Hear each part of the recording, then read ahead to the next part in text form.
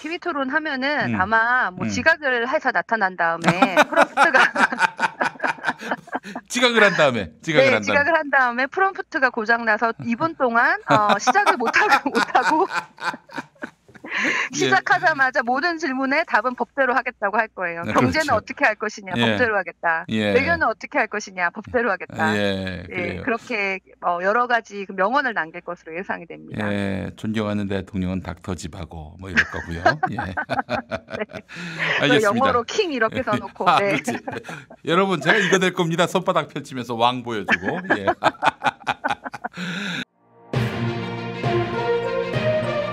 최지은의 오늘.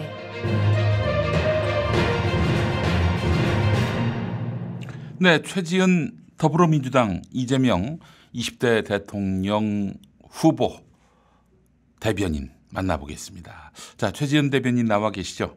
네, 안녕하세요. 최지은입니다. 네, 다시 선거의 계절로 돌아와서 대변인 호칭을 하게 됐습니다. 네. 네. 자, 이재명 캠프에서는 D-100일 판세를 어떻게 보고 계세요? 네, 지금 엎치락 뒤치락 하고 있는 상황입니다. 음. 저희가 조금 엎치락뒤치락은 아니지. 솔직히 얘기해서 그동안 한참 밀렸다가 이번에 다 따라잡은 네. 거 아닙니까? 한마디로 얘기해서. 예. 네네네. 좀 많이 이렇게 컨벤션 효과 뭐 이렇게도 설명할 수 있는데, 저쪽 당의 이제 지지층이 결집하고, 우리가 이제 한 지지율이 뭐 10% 이상으로 좀 빠졌다가, 네. 우리는 대장동 여러 가지 이제 사실을 알고 보면은 큰 문제가 아닌데, 언론에서 시민들이 듣기에는 큰 문제로 보이는 여러 악재들이 있었죠. 또 게다가 예. 또 저 컨벤션 효과를 제대로 누리지 못했어요. 그렇습니다. 예. 예, 그래서 우리 지지층보다 저쪽 지지층이 더 결집하는 이런 상황이 있었는데, 최근 한 열흘 동안을 보면은 우리 같은 경우에는 처음에 원팀을 만들었고, 이 선대위 구성 과정이 뭐 좀 오래 걸렸지만은 그래도 다 키워드가 있었어요. 네. 그래서 처음에는 원팀, 뭐 용광로, 그다음에 두 번째는 좀 기민하게 신속하게 한다. 그리고 지금은 새로운 인물을 전진 배치한다. 뭐 이렇게 스토리가 있어서 거기에 목적에 맞게 지금 선대위가 움직이고 있고, 또 이재명 후보가 당을 좀 장악하는 그런 것들이 좀 효율적으로 이루어지고 있죠. 글쎄 말입니다. 뭐, 예.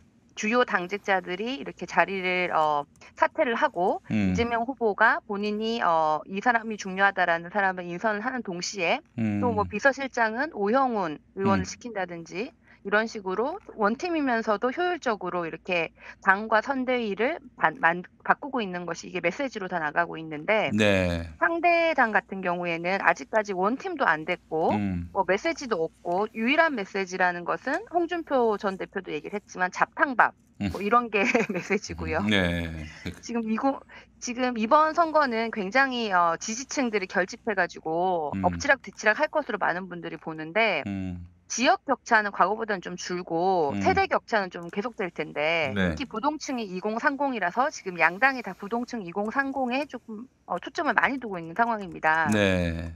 근데 상대당 같은 경우에는 이준석 대표는 지금 부산으로 잠행을 했죠. 네. 그리고 뭐 상대당의 청년 대변인이 뭐 이렇게 쓴소리 하는 것은 잘못한 사람처럼 취급을 하고, 상대당 같은 경우에는 지금 2030과의 미팅에서는 다 뭐 지각을 한다든지 훈계를 한다든지, 예.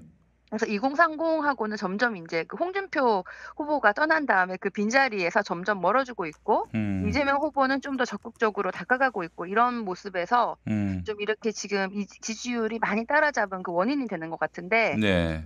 지금부터 앞으로 이제 뭐 99일, 98일 남았는데 계속 엎치락 뒤치락 하다가 뭐 여러 가지 변수가 좀 있을 것 같습니다. 하나는 이제 코로나 상황, 오미크론을 포함해서 이 상황이 어떻게 되느냐도 한 가지 변수가 될 수 있을 것 같고, 네. 그리고 뭐 우리가 지금 뭐 재난지원금, 소상공인 지원금, 이 여기 해결 과정 이런 것도 한 가지 메시지가 될 수 있을 것 같고요.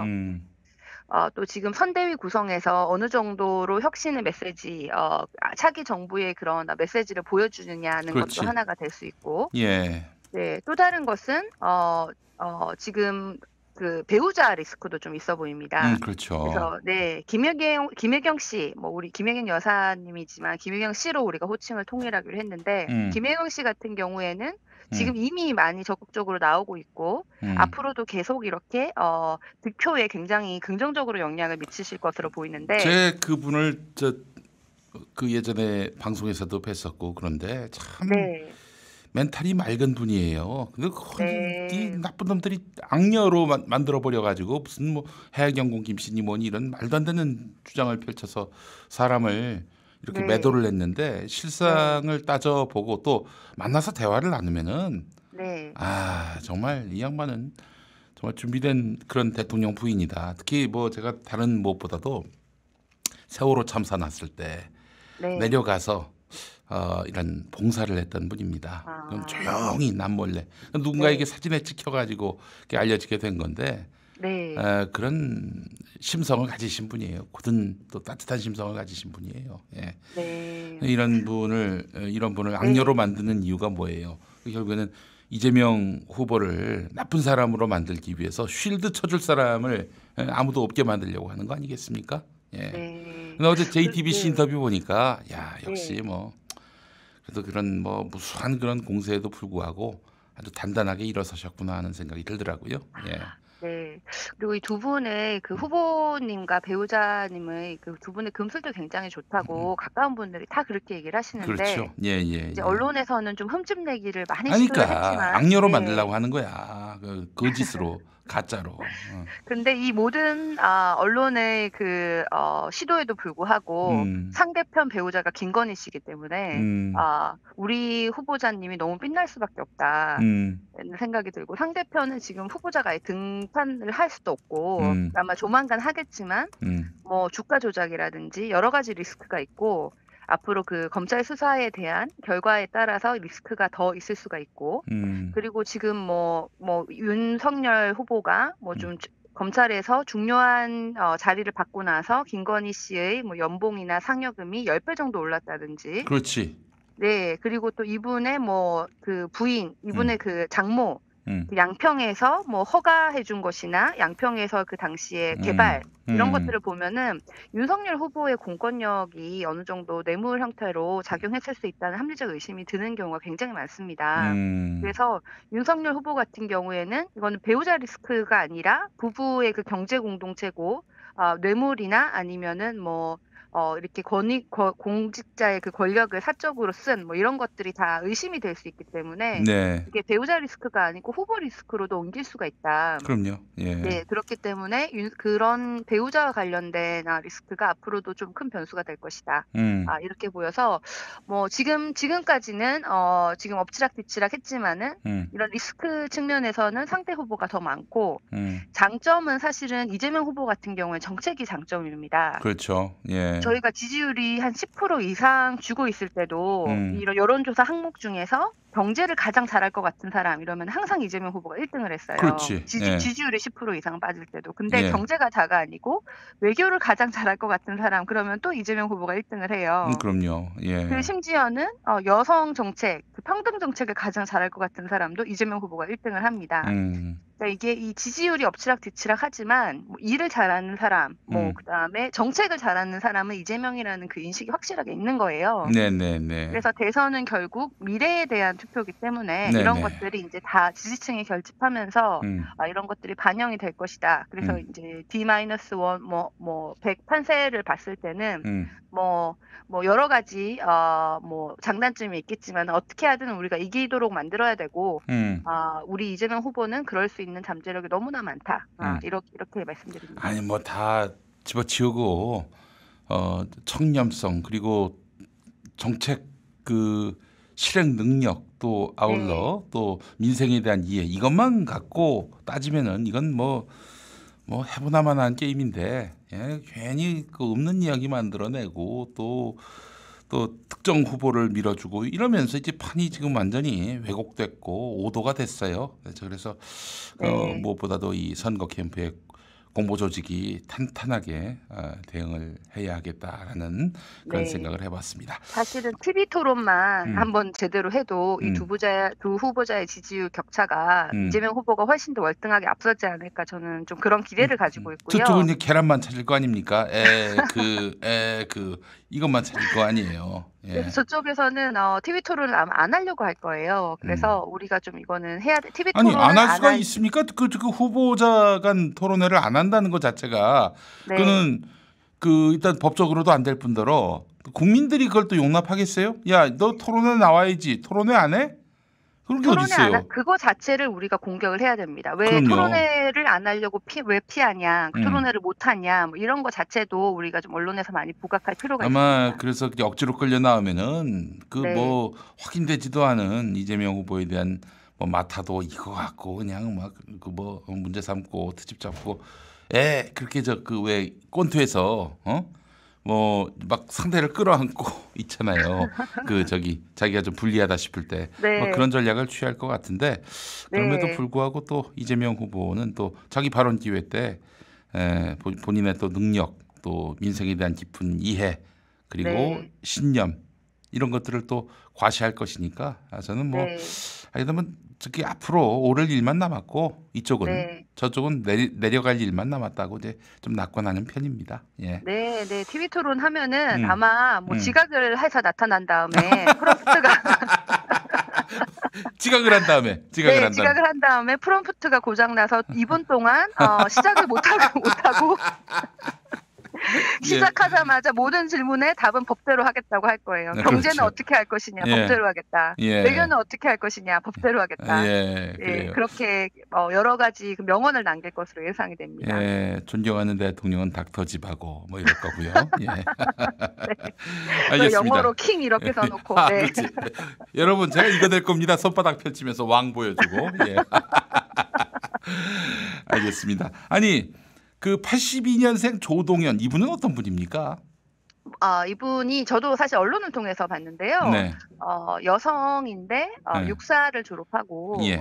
군사 전문가인데 또 우주에 대한 책도 쓰시고 그런 분이더라고요. 아이고 정말 필요한 분이네요. 네. 예. 우리 미래를 그래서 위해서. 네, 이 전체적인 큰 그림에서는 지금 우리가 선대위가 옛날에는 좀 너무 국회의원 중심으로 경직되어 있다 그럼요. 했는데 지금 이제 새로운 인재 영입을 하면서 우리가 젊은 뭐 여성 그리고 과학기술 이렇게 지금 그런 분야에도 우리가 강점을 가지고 있다. 새로운 얼굴을 가지고 있다. 이런 메시지를 주려고 하는 상황이지 않습니까? 네. 거기서 이제 1호로 82년생 군사 전문가고 그런 인물을 이제 영입을 해가지고 했고 또 오늘 또 추가로 4명이 더 영입이 됐어요. 그 4명 발표가 된 걸 보니까 네. 후덜덜 하더라고요. 아니 정말 이런 AI 전문가 20대 AI 전문가가 포함됐잖아요. 예. 네. 이런 분들 어떻게 모셔옵니까?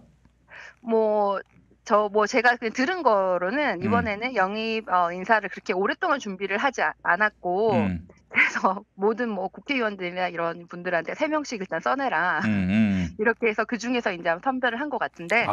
그래요. 네, 예. 뭐 그 과정은 뭐 아마 잘 이제 좋은 분들로 선별을 하셨겠지만 이 메시지가 중요한 것 같아요.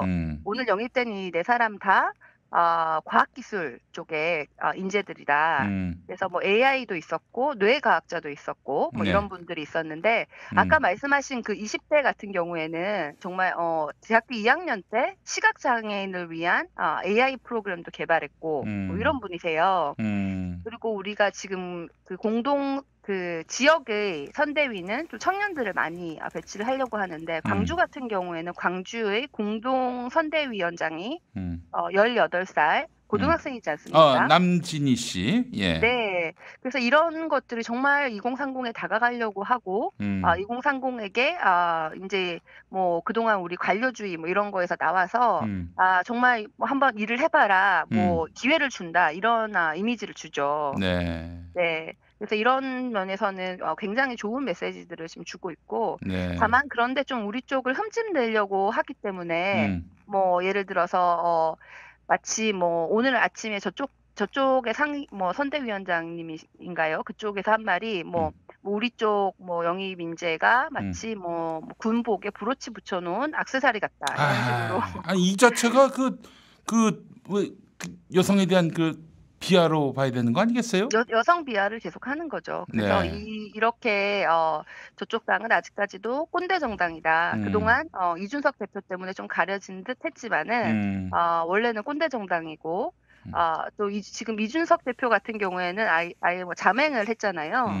그래서 이준석 대표가 원래 뭐 자기가 뭐 원톱을 양보하겠다 그랬는데 양보한 게 아니라 그동안 양보 당한 것이 아닌가.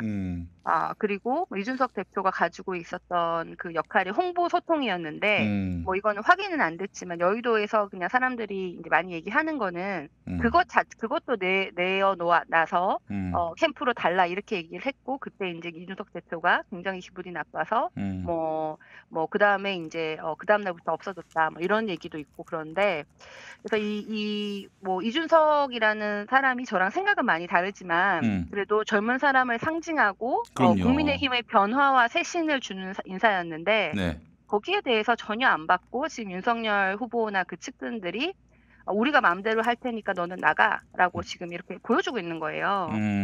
그래서 이거는 우리 당의 지금 뭐 18살 선대위원장, 뭐 그다음에 뭐 82년생 군사 전문가 이런 분들의 그 영입과는 너무 대조가 되는 거죠. 그래서 여기서 지금 우리가 메시지에서 이기고 있다. 이렇게 말씀드릴 수 있습니다. 네, 알겠습니다. 자, 마지막으로 하나만 더 여쭙겠습니다.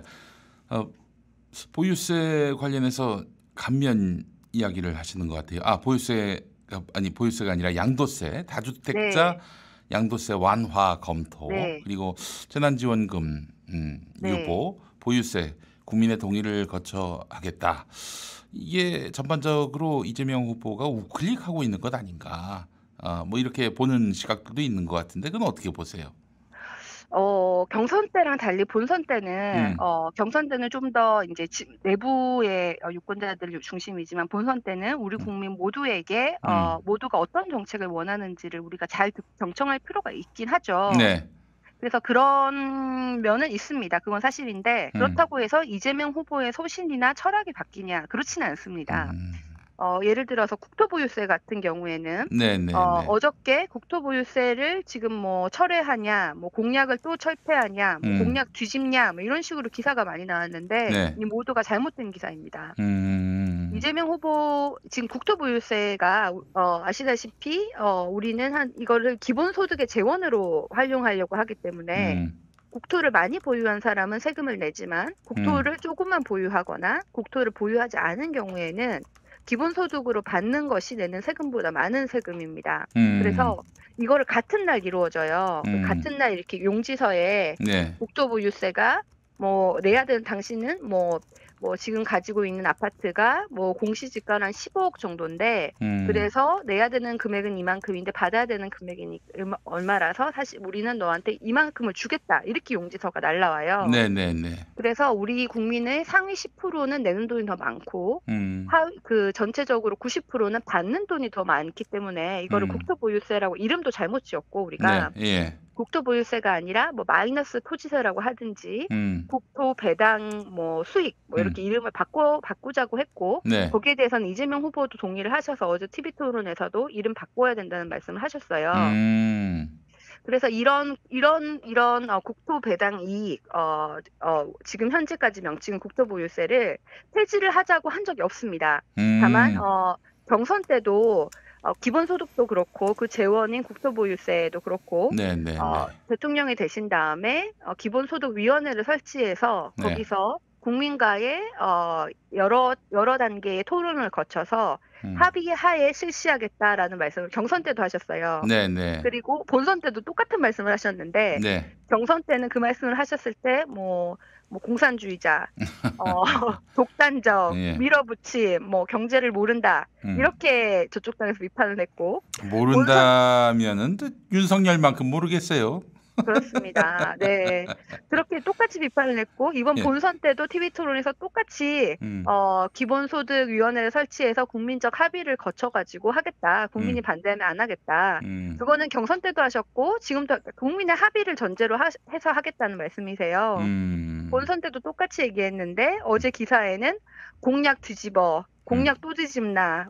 표를 위하면 공약을 포기할 수 있는 기사가 이렇게 나오는 것뿐이에요. 그래서 이재명 후보가 뭐 국토보유세를 안 한다고 한 것이 아니라 이름 변경에 대해서는 이 지금 국토보유세가 마치 증세, 뭐 종부세 빼지는 감세 이런 프레임에 걸려서 네. 저희가 지금 여론이 좋지 않으니 사실을 잘 설명할 필요도 있고 네. 또 국토부에서 이름을 바꾼다든지 홍보를 더 잘해야 된다라는 것은 우리 선대위에서 다 지금 이거는 우리가 좀 더 잘해야겠다라고 반성하고 있는 부분이 있는데 이것과는 별개로 후보가 이 공약을 철회했냐 이건 전혀 사실이 아니고 오히려 이런 국민적 합의를 거치겠다는 거는 이재명 후보가 합의를 거치면은 이걸 꼭 실행할 수 있다는 자신감을 보여주시는 거예요. 네. 예. 그 2019년에 경기도에서 그런 그 기본소득하고 국토보유세하고에 대해서 그런 수기 토론을 한 적이 있는데 그 토론을 하기 전에 참석자들이 많은 분들이 반대를 하다가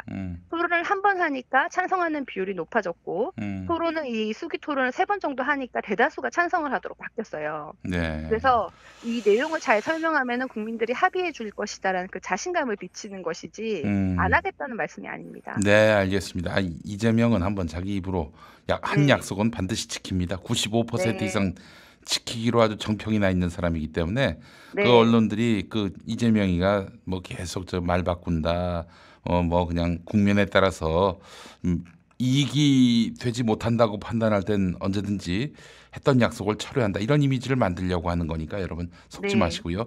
합니다. 이재명은 기본소득 그렇습니다. 약속한 거 합니다. 예. 네. 자, 최지연 대변인 수고 많이 해주시고 다음 시간에 또 뵙겠습니다. 고맙습니다. 네, 고맙습니다.